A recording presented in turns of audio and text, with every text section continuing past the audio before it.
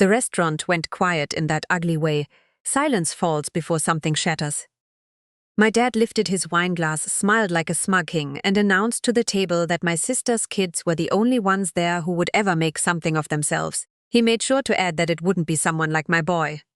A few relatives laughed out loud. Silver forks clinked against china plates. A cousin snorted across the table. But my 8-year-old son Evan didn't laugh. He shrank down into his chair and stared at his untouched food.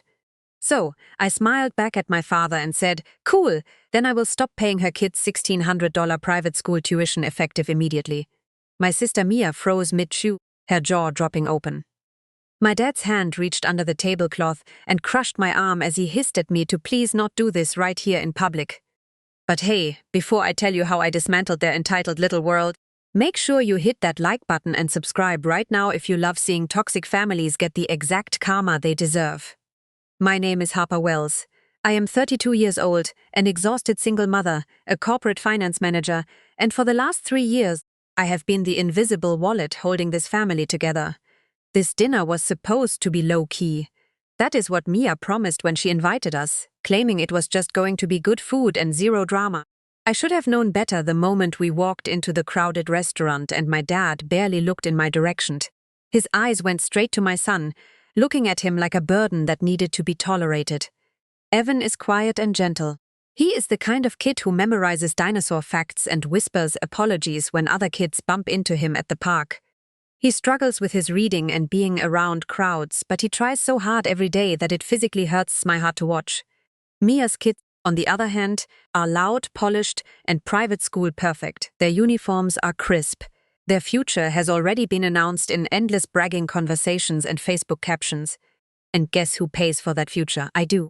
When Mia's husband packed up and left her, making that private tuition impossible, I stepped up to the plate, $1,600 leaving my account every month. There were no contracts signed, 0 thank you notes given, just an expectation that I would handle it forever. At the dinner table, my dad went right on talking about human potential, bragging about his legacy, and stating how some kids simply do not possess the drive to succeed. Every toxic word landed like a slap to my face. Evan's tiny shoulders curled inward in shame. I felt something deep inside my soul snap in half. So I said it out loud. Calm, polite, and nuclear. My dad squeezed my bruised arm harder under the table. Mia's eyes filled up, not with shame for her kids, but with financial panic. Around us, the relatives pretended not to be listening while hanging on to every word. My dad leaned closer to me, his breath sharp and angry. He hissed my name, accusing me of embarrassing the family in public. I looked down at my broken son, then across the table at my panicking sister, and then stared dead into the eyes of the man who raised me to believe that parental love was something you had to earn. For the first time in my adult life, I realized that this dinner wasn't the moment everything went wrong. It was simply the defining moment that I finally stopped protecting them from the real world. My dad opened his mouth to put me in my place. That is when Evan looked up at me with teary eyes and whispered, "Mom, did I do something bad to them?" I told Evan that he didn't do a single thing wrong. I said it quick, mostly because my voice was shaking with rage. He nodded his little head like he understood, but young kids always know when adults are lying just to keep things calm. The awkward dinner limped on after that explosion. Hot plates arrived, conversation pretended to restart around the table, but the air stayed tight, stretched thin over something ugly that no one wanted to touch. This dynamic wasn't anything new for us. Growing up in that house, Mia was always the miracle golden child, getting straight A's, winning soccer trophies, and being praised by teachers who used words like exceptional. I was the quiet one, the responsible one, the boring one who didn't cause trouble, which in our family meant I didn't get noticed unless something desperately needed fixing. When Mia got pregnant young, my parents framed it as a minor detour in her perfect life. When I got pregnant at 24, unmarried, it was treated like a family disappointment. It was the exact same situation, just a different daughter. Right after Evan's dad walked out on us, I didn't dare ask my family for a dime of financial help. I just worked harder. I took exhausting late-night college classes, chased corporate promotions, and missed a lot of birthdays. I built our financial stability brick by brick because I knew no one was coming to save me. Then my sister called me crying 3 years ago. Her kids' private tuition was overdue. They were about to be pulled from the elite school. She claimed Dad said it wasn't financially wise for him to help her out right now, but he suggested that I could since I was doing well for myself. I remember sitting alone in my parked car after that call, the engine off, staring at my mobile banking app. I could afford to do it, but barely. I foolishly thought to myself, family always helps families. That is how the financial drain started, $1,600 disappearing from my bank account every single month. There was no formal acknowledgement of my sacrifice, zero ongoing discussions about it. It was just assumed I would do it. When I asked her once how long this arrangement would be for, Mia laughed in my face and told me not to be dramatic because it is just money. But tonight, that specific amount of money mattered a lot to her. Halfway through the tense dinner, Mia leaned across the table, her voice low and sharp. She hissed that I didn't have to announce it like that in front of everyone. I replied that my dad didn't have to insult my child either. My dad jumped back into the argument. He claimed that no one insulted my kid. I really looked at him. I saw his tight jaw and noticed the cowardly way he avoided looking into Evan's teary eyes. I stated that he explicitly compared him to the other kids, pointing out that it is the same abusive thing. My dad sighed loud like I was exhausting his patience. He snapped that I am too sensitive, claiming I always have been. There it was. The classic family label, a specific one that magically turned his cruelty into supposed honesty and manipulated my pain into an overreaction. Mia's daughter leaned over, whispered something secret to her brother and giggled right at us. Poor Evan flinched in his chair. That is the precise moment I realized this situation wasn't just about the tuition money or respect anymore. They were maliciously teaching my sweet son his place at the bottom of the family hierarchy. Stopping that tuition payment felt like the smallest possible response I could give. If this family was going to try to make my innocent child feel small, I was done being the financial reason their kids felt so big. We didn't leave the restaurant right away. That was my first mistake. I should have taken Evan's hand, paid the bill, and walked out while I still had emotional control over my voice. But decades of family conditioning kept me glued to that wooden chair. The same survival instinct that always told me to keep the fake peace and to swallow my emotions for later. Well, later showed up. As the dessert menus were passed around, my dad cleared his throat again. He called my name loud enough for the entire table to hear. He stated that I needed to understand something important. I knew I wouldn't like whatever garbage came next. He claimed that I am acting emotional right now because I am physically tired. He claimed being a struggling single parent naturally does that to a woman. But he warned me that I cannot punish Mia's kids simply because I feel insecure about my own life situation. Insecure. That word landed hard in my chest. I felt heat rush to my face, but I kept my voice steady. I asked him what he meant by my situation, asking if he actually meant the successful corporate job that pays for their elite school. A couple of cousins shifted uncomfortably in their seats. Someone coughed across the table. Mia stared down at her plate, her lips pressed together, waiting for our dad to handle me like he always does. My dad leaned back in his chair, crossing his arms. He stated that having money doesn't give me authority over how we talk to each other as a family. I replied no, but it gives me total authority over exactly where my cash goes. Mia snapped her head up at me in shock. She asked if I was seriously doing this right now. I said yes, stating it is because she has been letting this disrespect happen to my son for years.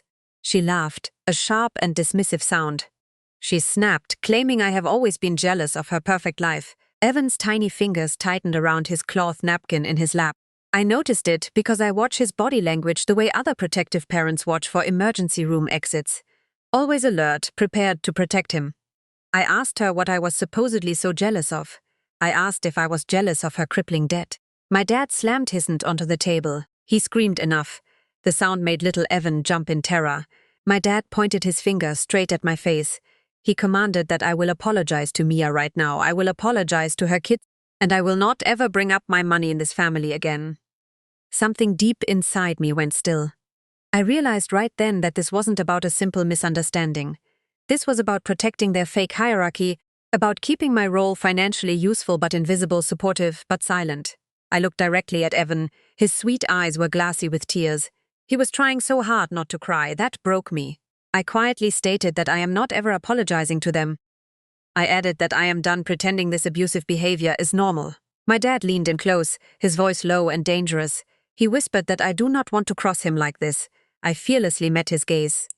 I replied that he doesn't want me to stop paying. For a brief split second, I saw genuine fear flicker across Mia's pale face. Real fear. The kind of terror that only shows up when severe consequences become real. My dad's jaw tightened in rage. He stated that we will talk about this later at home. I replied, no, we won't. I stood up from the table, pulled my credit card from my purse, and paid the waiter. Strictly for my portion of the bill only. I took Evan's little hand in mine. As we walked away from the table, I heard Mia whisper in panic, asking him if I would really do it. I didn't turn around to answer her because I had already decided something on the drive over, and this horrific dinner was just the final confirmation I needed. The ultimate family betrayal didn't happen that night. That would have been too obvious, way too clean for them. It actually happened 3 days later on a Tuesday afternoon when I was at work balancing my quarterly corporate reports. My cell phone started vibrating non-stop on my desk. I saw a missed call from Mia, then Dad, then Mia calling again. Then a notification from my bank account popped up. $1,600 pending withdrawal. My stomach dropped to the floor. I hadn't authorized that payment at all. I logged into my banking app, my fingers shaking, and saw the fraudulent charge marked as a scheduled recurring payment. It was the same elite private school tuition account, the same massive amount, executed with the same unearned confidence. They hadn't bothered to ask me first. They hadn't waited to talk to me. They just assumed I would cool down over time, assumed that I would forget the disrespect, and assumed that I would stay in my subservient place. I called Mia directly on her cell. She answered on the second ring, already sounding defensive. She snapped, telling me to just relax, claiming Dad told her I was acting emotional the other night at the restaurant. I stated that she literally just charged my bank account. There was a pause on the line, followed by an annoyed sigh, not an apologetic one. She claimed it is just an automatic system payment, adding that I have been paying it for 3 years anyway. I reminded her that I told her I was stopping the funds. She snapped back, claiming that Dad said I didn't mean it. She tried to guilt-trip me, claiming I wouldn't screw over innocent kids just to prove a point. That word again, kids. She said it exactly as if my own Evan wasn't one of them. She acted as if my son's basic human dignity was nothing more than a cheap petty point to be argued. I hung up the phone and drove straight to my parents' house without thinking twice about it. Thankfully, Evan was safely away at his school. Good. He didn't need to see this confrontation. When I walked right through the front door, my dad was sitting at the dining table, calm, sitting like a judge waiting to deliver a guilty verdict. He stated that I embarrassed them all in public, saying it before I even opened my mouth to speak. I shot back that they literally just stole cash from my bank account. My dad waved a dismissive hand in the air. He demanded I stop being dramatic, claiming that real families share their financial resources. I snapped back, asking why they tried to hide the massive charge from me then. Mia appeared in the doorway, her arms crossed over her chest. She claimed I was acting unhinged, adding that everyone at the dinner agreed with her. That is when my dad stood up and delivered the final blow, soft, deliberate, surgical. He stated that I really need to think about Evan's future. He whispered that people already talk poorly about his mental issues. He warned me that if I start pulling my financial support from the family, I should not expect them to keep defending my broken kid in public. I stared at his cold face in shock. I asked him what he was supposedly defending my son from. My dad didn't bother to answer me. He didn't have to. I felt something vital inside my soul collapse into dust. It didn't happen loudly, but it happened utterly. It was the kind of psychological break you do not ever recover from, mostly because you shouldn't ever want to. They weren't just disrespecting my sweet son anymore. They were leveraging his disability against me. I pulled my cell phone out of my pocket right there at his table and cancelled the pending payment in front of their eyes. I blocked all future recurring charges. I changed all my banking passwords. I froze all external financial access. Mia screamed at the top of her lungs, literally screamed like a toddler. She cried that I cannot do this to her kids.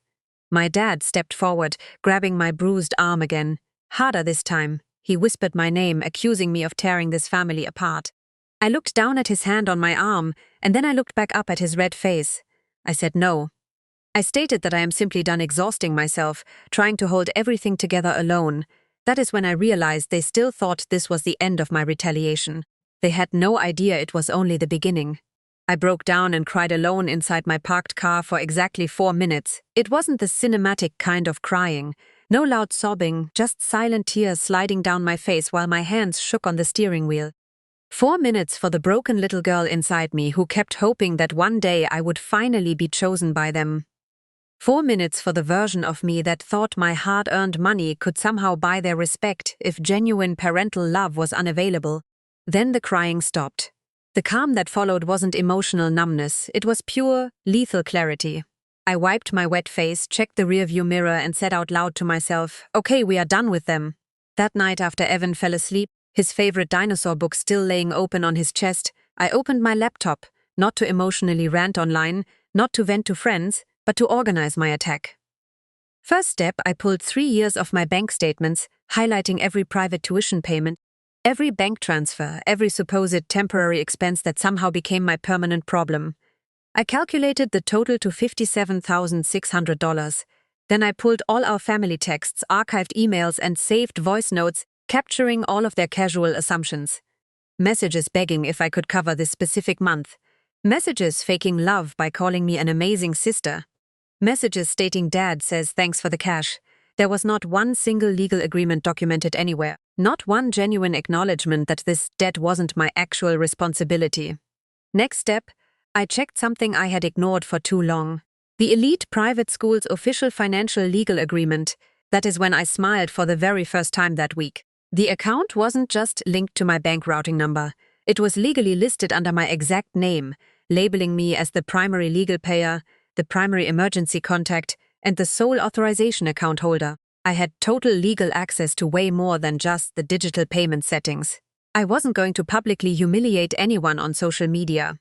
I wasn't going to yell, threaten anyone, or demand fake apologies that would never be sincere. I was going to step back and let the legal systems do all the heavy lifting for me. Over the next 2 quiet days, I made quiet calls, polite calls, corporate calls, the kind of lethal calls that do not raise any red alarms until it is way too late to stop the bleeding. Then I scheduled a quiet lunch directly with my dad, just him and me alone. I showed up calm, professionally put together, displaying the competent version of me he always underestimated.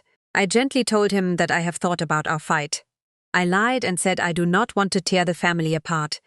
Visible relief washed over his face. He reached for his coffee cup. He bragged that he always knew I would eventually come right back around to his side. I smiled at him. I claimed that I simply want everything to finally be fair. He eagerly nodded his head. He smugly agreed, saying of course it should be. That was the moment I knew he had no idea what storm was coming his way, because genuine fairness always cuts both ways. For the first time, I wasn't planning revenge out of blind anger. I was planning it with surgical precision. Soon they were going to learn how expensive disrespect can actually be. Everything I set in motion moved quietly. Zero drama, zero public announcements, just flawless legal paperwork, strict corporate policies, and patience. On Thursday morning, I called the elite private school's financial office. I already knew the woman's name, Linda, from 3 years of endless emails I had been copied on, but never thanked for paying. I calmly stated that I am the primary authorized account holder. I told her I need to securely update some sensitive information. She was polite and efficient. She confirmed my identity, then asked what account changes I needed made. I clearly stated, effective immediately. I said, I am legally withdrawing all my financial responsibility for any enrolled students who are not currently legally under my own direct personal care. There was a shocked pause on the line. Then she nervously stammered, saying of course they will urgently need official written confirmation of this change. I sent the signed document to her inbox while we were still securely on the phone call. Next step, I requested certified physical copies of every transaction receipt and payment confirmation spanning the last 3 years. Not framed as a legal threat, just as my personal documentation. By late Friday afternoon, everything was processed, which meant Monday morning was going to be interesting for them. I didn't warn Mia at all. I didn't warn my parents either. I just patiently waited in the dark. Monday morning at 8:17, my cell phone rang. It was Mia. I happily let it ring out. At 8:19, she called again. At 8:22, my dad called. I answered the fourth frantic call on speakerphone while peacefully making Evan's school lunch. Mia screamed into the phone, desperately demanding to know what the hell I just did. I calmly kept spreading peanut butter on the fresh bread. I replied, "A very good morning to you too." She screamed that the elite school just called her house. She panicked and cried that they told her the entire financial account is officially frozen tight. I finished her frantic sentence, adding that the tuition is also unpaid. I stated that is legally correct. My dad's voice immediately cut right in, tight with controlled rage. He accused me of maliciously blindsiding them. I replied no. I stated that I simply followed standard procedure. Mia immediately started crying loud, sounding desperate. She screamed that the administration is explicitly saying the kids cannot attend classes next week. I closed Evan's small lunchbox. I replied, that sounds stressful for you. My dad lowered his heavy voice. He hissed at Harper, this situation isn't a funny joke. I flatly stated that I am not laughing at all. There was a dead silence on the line, the terrifying kind of silence that only happens when power shifts hands. I continued, stating that I previously offered fairness to them. I stated that they declined my offer, so I simply removed myself from the equation. Mia's tone instantly changed. She begged, desperately crying, that we can talk about Evan now. She lied and cried that they genuinely didn't mean to hurt him. I sharply snapped, commanding her not to ever dare finish that fake sentence. I stated that she has already said way too much. That same afternoon, I confidently did one final thing. I emailed the main family group chat. Remarkably short, clean. As of today, I am no longer financing any expenses that involve disrespect directed toward my child. This decision is not up for discussion. Zero insults, zero pathetic long explanations. The shocked responses immediately came. Pure shock, heavy anger, fake guilt disguised as genuine family concern. But the actual financial impact didn't truly hit them until Wednesday. Exactly when Mia showed up right at my apartment door, her mascara streaking down her pale face, saying the exact desperate words I had never actually heard her use before. She cried, "We need your help." And honestly, for the very first time in my life, I finally got to choose whether or not I actually wanted to open the door. I didn't rush to open the heavy door. I quietly watched Mia through the tiny glass peephole as she paced around on my front porch. She wiped her wet face, constantly checking her cell phone, like she genuinely thought someone might magically swoop in and save her from the financial ruin she created. She looked significantly smaller than I remembered her being, not helpless, just unsupported. I slowly opened the front door halfway. I asked her what she wanted from me. She nervously swallowed hard and asked if we could please just talk. I stepped outside and closed the door directly behind me. I stated that Evan didn't need to hear this toxic conversation. She stammered that the school administration is saying her kids will permanently lose their elite spots. She cried that I know how competitive that school actually is. She cried that my dad has been calling everyone they know, but no one can cover the massive bill. I slowly nodded my head and stated that I already know that. Her broken voice cracked as she asked, "So you will help us then, right?" She begged for me to pay for just this one single month.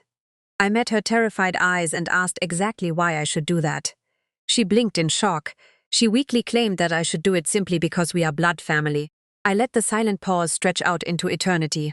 I asked if Evan was considered family back at the restaurant dinner. Her mouth fully opened, then instantly clamped shut. She looked away in pure shame. My dad pulled up in his luxury car right then, his heavy tires crunching against the street curb. He jumped right out, his jaw locked, his face red with rage.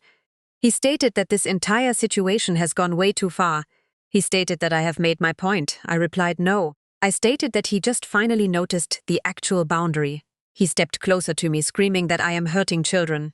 I didn't flinch. I stated that I simply protected my own child. My dad exhaled in rage. He claimed that I have always been dramatic, but this move is cruel. I laughed once. A soft, disbelieving sound. I reminded him that he threatened my son. His eyes flickered in shock. I added that I warned him not to test me and threaten to take any worse. Traitors. Mia started crying again. She begged me to state exactly what I wanted. She offered a fake forced apology, crying that she is sorry. I looked right through her soul. I stated that she is only sorry that she lost the free money. I stated she isn't actually sorry for what she did to us. She didn't even try to deny it. I took a deep breath and boldly stated exactly what is going to happen now.